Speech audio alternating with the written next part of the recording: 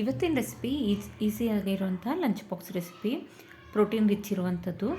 ಮಾಡೋದು ಅಷ್ಟೇ ಸುಲಭ. ನೀವು ಚಪಾತಿ ಮಾಡಿದರೆ ಅದಕ್ಕೆ ಸೈಡ್ ಡಿಶ್ ಮಾಡಬೇಕನ್ನೋ ಚಿಂತೆ ಇರೋದಿಲ್ಲ. ನಾನಿಲ್ಲಿ ಒಂದು ದೊಡ್ಡ ಬೌಲ್ನಷ್ಟು ಗೋಧಿ ಹಿಟ್ಟು ತೊಗೊಂಡಿದ್ದೀನಿ. ಹಾಗೆ ಒಂದು ಈರುಳ್ಳಿ ಸಣ್ಣಕ್ಕೆ ಹೆಚ್ಚಿಟ್ಕೊಂಡಿದ್ದೀನಿ, ಒಂದು ಕ್ಯಾರೆಟನ್ನ ತುರಿದು ಇಟ್ಕೊಂಡಿದ್ದೀನಿ, ಮತ್ತು ಹಸಿರು ಮೆಣಸಿನ್ಕಾಯಿ ಖಾರಕ್ಕೆ ಎಷ್ಟು ಬೇಕಷ್ಟು, ನಂತರ ಸ್ವಲ್ಪ ಕೊತ್ತಂಬರಿ ಸೊಪ್ಪು, ಇದಿಷ್ಟನ್ನು ನಾನು ನೀಟಾಗಿ ಕಟ್ ಮಾಡಿ ಇಟ್ಕೊಂಡಿದ್ದೀನಿ. ಇದಕ್ಕೀಗ ನಾನಿಲ್ಲಿ ಒಂದು 100 ಗ್ರಾಮು ಅಥವಾ 150 ಗ್ರಾಮ್ನಷ್ಟು ಪನ್ನೀರ್ ತೊಗೊಂಡಿದ್ದೀನಿ. ಅದನ್ನೆಲ್ಲ ನೀವು ತುರಿದು ಆದರೂ ಹಾಕ್ಕೊಳ್ಬೋದು, ಅಥವಾ ಈ ಥರ ಕೈಯಿಂದನೇ ಸ್ಮ್ಯಾಶ್ ಮಾಡಿ ಹಾಕ್ಕೊಳ್ಬೋದು. ಸಾಫ್ಟ್ ಇರುತ್ತಲ್ಲ ಪನ್ನೀರು, ಸ್ಮ್ಯಾಶ್ ಮಾಡಿದರೆ ಸಾಕಾಗುತ್ತೆ. ನಂತರ ಇಲ್ಲಿ ರುಚಿಗೆ ತಕ್ಕಷ್ಟು ಉಪ್ಪು, ಸ್ವಲ್ಪ ಅರಿಶಿನ ಪುಡಿ ಕಲರಿಗೋಸ್ಕರ, ಹಾಗೆ 1 ರಿಂದ 2 ಸ್ಪೂನ್ನಷ್ಟು ಎಳ್ಳನ್ನು ಸೇರಿಸೋದ್ರಿಂದ ತುಂಬ ಒಳ್ಳೆಯದು, ಕ್ಯಾಲ್ಶಿಯಂ ರಿಚ್ ಆಗಿರುತ್ತೆ. ಹಾಗೆ ಸ್ವಲ್ಪ ಗರಂ ಮಸಾಲ, ತುಂಬ ಹಾಕ್ಕೊಳ್ಬಾರ್ದು, ಒಂದು 1/4 ಸ್ಪೂನಷ್ಟು ಗರಂ ಮಸಾಲ ಸಾಕಾಗುತ್ತೆ. ಇದಿಷ್ಟನ್ನು ಸೇರಿಸಿ ಚೆನ್ನಾಗಿ ಮಿಕ್ಸ್ ಮಾಡಿಕೊಡ್ಬೇಕು. ಇದಕ್ಕೆ ತುಂಬ ನೀರಿನ ಅವಶ್ಯಕತೆ ಇರೋದಿಲ್ಲ, ಯಾಕಂದರೆ ಈರುಳ್ಳಿ, ಕ್ಯಾರೆಟು ಮತ್ತು ಪನ್ನೀರೆಲ್ಲ ತೇವಾಂಶ ಇರುತ್ತೆ, ಅದರಿಂದನೇ ನಮಗೆ ನೀರು ಅನ್ನೋದು ರಿಲೀಸ್ ಆಗುತ್ತೆ. ಇದಿಷ್ಟನ್ನು ಚೆನ್ನಾಗಿ ಹಾಕಿ ಮಿಕ್ಸ್ ಮಾಡಿಕೊಡ್ಬೇಕು. ಈಗ ಇದಕ್ಕೆ ನೋಡಿ, ನಾವು ಮಿಕ್ಸ್ ಮಾಡಿದ ನಂತರ ನಾನು ನೀರನ್ನು ಸೇರಿಸ್ಕೊಳ್ತಾ ಇದ್ದೀನಿ. ಎಷ್ಟು ಬೇಕಷ್ಟು ಸ್ವಲ್ಪನೇ ನೋಡಿಕೊಂಡು ನೀರನ್ನು ಸೇರಿಸ್ಕೊಳ್ಬೇಕು. ಈ ರೆಸಿಪಿ ಮಾಡೋದ್ರಿಂದ ಮಕ್ಕಳಿಗೆ ಪ್ರೋಟೀನ್ ಸಹ ಸಿಗುತ್ತೆ, ಹಾಗೆ ತರಕಾರಿ ತಿನ್ನಲ್ಲ ಅನ್ನೋ ಮಕ್ಕಳಿಗೆ ತರಕಾರಿನೂ ಕೊಟ್ಟಂಗೆ ಆಗುತ್ತೆ. ಹಾಗೆ ಇದಕ್ಕೆ ಸೈಡ್ ಡಿಶ್ ಅಂತ ಏನೂ ಬೇಕಾಗೋದಿಲ್ಲ, ಹಾಗೆ ಸಹ ತಿನ್ಬೋದು, ಯಾಕಂದರೆ ಉಪ್ಪು, ಖಾರ, ಮಸಾಲೆ ಎಲ್ಲನೂ ಇದರಲ್ಲಿರುತ್ತೆ. ಈಗ ಇದನ್ನು ಒಂದು 10 ನಿಮಿಷ ನೆನೆಯೋದಕ್ಕೆ ಬಿಟ್ಟಿದ್ದೀನಿ. ನಂತರ ನಮಗೆ ಚಪಾತಿಗೆ ಎಷ್ಟು ಬೇಕಷ್ಟು ಹಿಟ್ಟನ್ನು ತೊಗೊಂಡು ಇದನ್ನು ಡ್ರೈ ಪೌಡರ್ ಹಾಕ್ಕೊಂಡು ಚೆನ್ನಾಗಿ ಒತ್ಕೊಳ್ಬೇಕಾಗುತ್ತೆ. ತುಂಬ ತೆಳುವು ಮಾಡೋಕ್ಕೂ ಆಗೋದಿಲ್ಲ ಇದು, ಹಾಗಂತ ತುಂಬ ಮಂದಕ್ಕೂ ಮಾಡ್ಕೊಳ್ಬಾರ್ದು, ಮೀಡಿಯಮಲ್ಲಿ ಮಾಡ್ಕೊಳ್ಬೇಕು.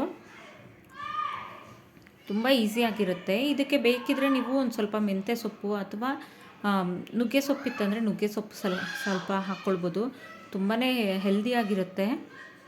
ಇದಿಷ್ಟನ್ನು ನಾನು ನೀಟಾಗಿ ಈಗ ಒತ್ಕೊಳ್ತಾ ಇದ್ದೀನಿ ನೋಡಿ. ಲಟ್ಟಿಸ್ಕೊಳ್ಬೇಕು ನೀಟಾಗಿ, ಚಪಾತಿ ಲಟ್ಟಿಸ್ತೀವಲ್ಲ ಅದೇ ರೀತಿ ಆರಾಮಾಗುತ್ತೆ. ತುಂಬ ಕಷ್ಟ ಅಂತಲೂ ಅನಿಸೋದಿಲ್ಲ. ಆ್ಯಕ್ಚುಲಿ ಇನ್ನೂ ಸಾಫ್ಟಾಗಿ ಲಟ್ಟಿಸ್ಕೊಳ್ಬೋದು ಇದನ್ನು ನಾವು. ನೋಡಿ, ಇಲ್ಲಿ ಲಟ್ಟಿಸ್ಕೊಂಡಿದ್ದೀನಿ. ಈ ರೀತಿ ಮಾಡಿಕೊಂಡ್ರೆ ಆಯಿತು. ತುಂಬ ತೆಳು ಮಾಡಬಾರ್ದು, ಹಾಗೆ ಗಟ್ಟಿನೂ ಮಂದಕ್ಕೂ ಸಹ ಮಾಡ್ಕೊಳ್ಬಾರ್ದು. ಈಗ ಹಂಚು ಕಾದಿದೆ, ಹಂಚಿಗೆ ನಾನು ನಾವೇನು ಲಟ್ಟಿಸಿಟ್ಕೊಂಡಿದ್ದೀವಲ್ಲ ಪರಾತ, ಅದನ್ನು ಹಾಕ್ಕೊಳ್ತಾ ಇದ್ದೀನಿ. ನೋಡಿ, ಎರಡೂ ಬದಿ ಬೇಯಿಸ್ಕೊಳ್ಬೇಕು. ನಿಮಗೆ ಎಣ್ಣೆ ಇಷ್ಟ ಆದರೂ ಎಣ್ಣೆ ಅಥವಾ ಬೆಣ್ಣೆ, ತುಪ್ಪ ಯಾವುದಾದ್ರೂ ಹಾಕ್ಕೊಳ್ಬೋದು. ಮೀಡಿಯಮ್ ಫ್ಲೇಮಲ್ಲಿ ಇಟ್ಕೊಳ್ಳಿ, ತುಂಬ ಹೈ ಫ್ಲೇಮಲ್ಲಿ ಇಟ್ಟರೂ ಸಹ ಪನ್ನೀರ್ ಹಾಕಿರೋದ್ರಿಂದ ತುಂಬ ಬೇಗ ಕಪ್ಪಾಗಿಬಿಡುತ್ತೆ. ಮೀಡಿಯಮ್ ಫ್ಲೇಮಲ್ಲಿ ಇಟ್ಕೊಂಡು ಎರಡೂ ಕಡೆ ನೀಟಾಗಿ ಬೇಯಿಸ್ಕೊಳ್ಬೇಕು. ನಾನಿಲ್ಲಿ ತುಪ್ಪ ಹಾಕ್ಕೊಳ್ತಾ ಇದ್ದೀನಿ. ತುಪ್ಪ ಹಾಕ್ಕೊಂಡು ನೀಟಾಗಿ ಎರಡೂ ಕಡೆ ಬೇಯಿಸ್ಕೊಳ್ತೀನಿ. ಇದಕ್ಕೆ ನಾನು ಕಾಂಬಿನೇಷನ್ ಆಗಿ ಮೊಸರನ್ನ ರೆಡಿ ಮಾಡ್ಕೊಳ್ತೀನಿ. ನೋಡಿ, ಈಗ ಅದನ್ನು ಸಹ ರೆಸಿಪಿನ ತೋರಿಸ್ತಾ ಇದ್ದೀನಿ. ಈಗ ಎರಡೂ ಕಡೆಯೂ ನೀಟಾಗಿ ಬೇಯಿಸ್ಕೊಳ್ಬೇಕು. ಕಲರ್ ಚೇಂಜ್ ಆಗಬೇಕು, ಹಾಗೆ ಹಸಿ ಇರಬಾರ್ದು. ಸ್ವಲ್ಪ ಕಲರ್ ಚೇಂಜ್ ಆಗೋವರೆಗೆ ನೀಟಾಗಿ ಬೇಯಿಸ್ಕೊಂಡ್ರೆ ಆಯಿತು. ಮಕ್ಕಳಿಂದ ಹಿಡಿದು ದೊಡ್ಡವ್ರವ್ರಿಗೆ ಎಲ್ಲರೂ ಇಷ್ಟಪಡ್ತಾರೆ. ಪನ್ನೀರ್ ಹಾಗೆ ಕೊಟ್ಟರೆ ತಿನ್ನಲ್ಲ ಅನ್ನೋರಿಗೆ ಈ ರೀತಿ ಮಾಡ್ಕೊಳ್ಳೋದ್ರಿಂದ ಪ್ರೋಟೀನ್ ಸಹ ಸೇರುತ್ತೆ. ನೋಡಿ, ಈಗ ಪರಾಟ ರೆಡಿ ಇದೆ, ಕ್ಯಾರೆಟ್ ಪನ್ನೀರ್ ಪರಾಟ ರೆಡಿ ಇದೆ. ಇದಕ್ಕೆ ನಾನು ಮೊಸರನ್ನ ಹೇಗೆ ರೆಡಿ ಮಾಡ್ಕೊಳ್ಳೋದು ನೋಡೋಣ. ಇಲ್ಲಿ ನಾನು ಒಂದು ಬೌಲಲ್ಲಿ ಮೊಸರು ತೊಗೊಂಡಿದ್ದೀನಿ. ಮೊಸರಿಗೆ ರುಚಿಗೆ ಎಷ್ಟು ಬೇಕಾಗುತ್ತೆ ಅಷ್ಟು ಉಪ್ಪನ್ನು ಸೇರಿಸ್ಕೊಳ್ತಾ ಇದ್ದೀನಿ ಮೊದಲಿಗೆ ನಾನು. ನೀವು ಈ ಪರಾಟಗೆ ಸಾಸು ಅಥವಾ ಉಪ್ಪಿನಕಾಯಿ ಸಹ ಹಾಕ್ಕೊಳ್ಬೋದು. ಹಾಗೆ ಇಲ್ಲಿ ಚಾಟ್ ಮಸಾಲ ಹಾಕ್ಕೊಳ್ತಾ ಇದ್ದೀನಿ. ಮಸಾಲ ಹಾಕೋದ್ರಿಂದ ಫ್ಲೇವರ್ ತುಂಬ ಚೆನ್ನಾಗಿರುತ್ತೆ. ಹಾಗೆ ಖಾರಕ್ಕೆ ಎಷ್ಟು ಬೇಕಷ್ಟು ಖಾರದ ಪುಡಿನ ಸೇರಿಸ್ಕೊಂಡು ಚೆನ್ನಾಗಿ ಮಿಕ್ಸ್ ಮಾಡಿಕೊಂಡ್ರೆ ಆಯಿತು. ಮೊಸರು ಮಕ್ಕಳಿಗೆ ಕೊಡೋದ್ರಿಂದ ಪ್ರೋಬಯೋಟಿಕ್ ತುಂಬಾ ಚೆನ್ನಾಗಿ ಇಂಪ್ರೂವ್ ಆಗುತ್ತೆ. ಗಟ್ ಹೆಲ್ತಿಗೂ ಸಹ ಮೊಸರು ಒಳ್ಳೆಯದು.